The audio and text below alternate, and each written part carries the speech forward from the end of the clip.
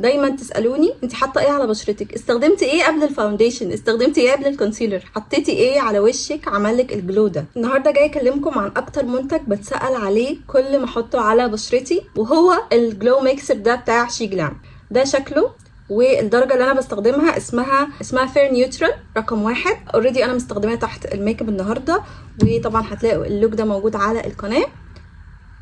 تحفه، خطير، يستاهل الضجه. ولكن لازم نخلي بالنا من حاجه، هو لو انت بشرتك اوريدي دهنيه واصلا بتطلع زيوت او جلو لوحدها كده، فانت مش محتاجه المنتج ده خالص.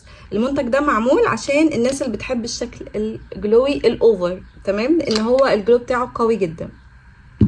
بصوا ده شكله، قوامه، هو مفهوش تغطيه، هو بس بيدي جلو، بيدي لمعه كده، شايفين لمعه شكلها صحي ومفهوش نقطه جليتر، هو جلو بس. فشكله خطير، لو انت بتدوري على اللوك ده هاتيه.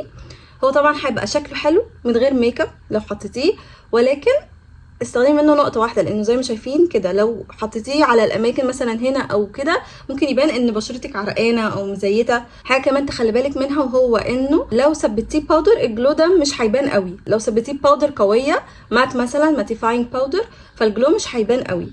فانتي ثبتيه باودر خفيفه كده، او الجزء اللي حابه يكون الجلو باين فيها ما تحطيش باودر فيها كتير، يعني قللي كميه الباودر عليه عشان يفضل البشره جلوي كده وحلوه. ممكن بيدي شويه سن ترطيب بس مش حاجه ملحوظه يعني. ممكن تستخدميه ككريم هايلايتر برضو هينفع جدا معاكي. ممكن تعملي له ميكس مع الفاونديشن الكونسيلر، ممكن تعملي له ميكس مع الكريم بلاشر بتاعك.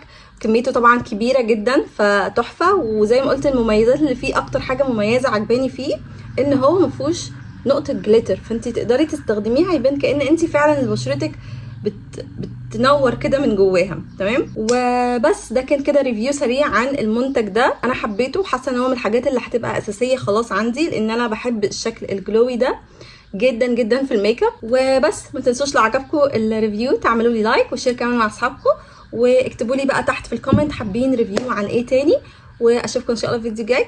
مع السلامه.